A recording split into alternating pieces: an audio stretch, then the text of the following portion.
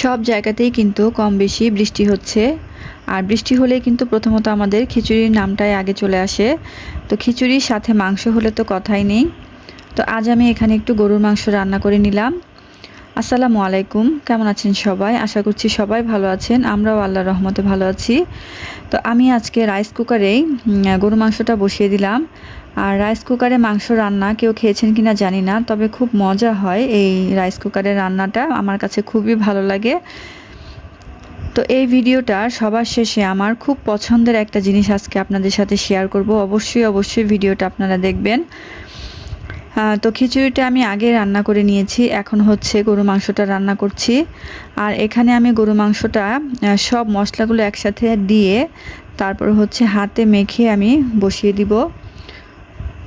আর rice কুকারের রান্নাটায় কিন্তু ঝামেলা একদমই হয় না। তো বিশেষ করে ব্যাচেলার যারা আছেন তারা কিন্তু অবশ্যই এটা আপনারা নিতে পারেন। এই রাইস কুকারের রান্নাটা খুবই সুবিধা আমার কাছে মনে হয়।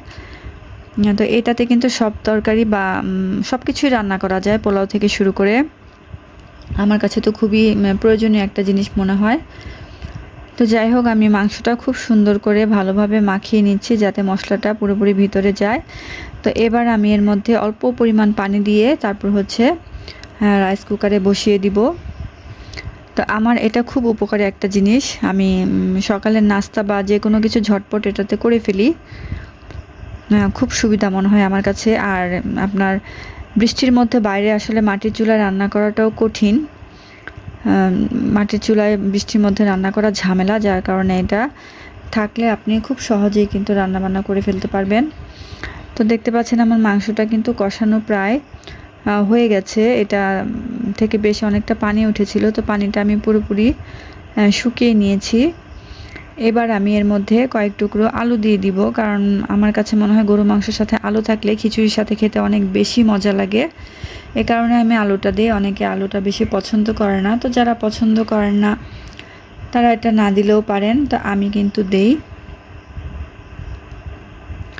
হ্যাঁ, এবার আমি একটু ভালোভাবে নাড়াচাড়া করে ঢেকে দিব আর প্রয়োজন মতো পানি দিয়ে আমি রান্নাটা শেষ করে ফেলবো।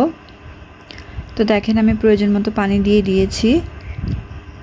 কিছুক্ষণ কষানোর পর, অবশ্যই আলুটা দেওয়ার পর কিছুক্ষণ কষানো লাগবে। তো দেখেন এই যে রান্নাটা আমার হয়ে গেছে। আর খুব ঝটপট হয়ে যায়, আপনার কোনো ঝামেলায় মনে হয় না।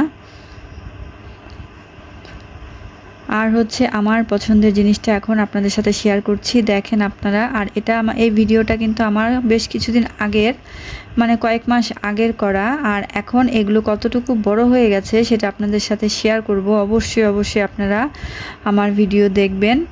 আর এরা কতটুকু বড় হয়ে গেছে সেটাও আপনারা অবাক হয়ে যাবেন দেখলে। তো এই দুইটা কিন্তু আমার খুব পছন্দের।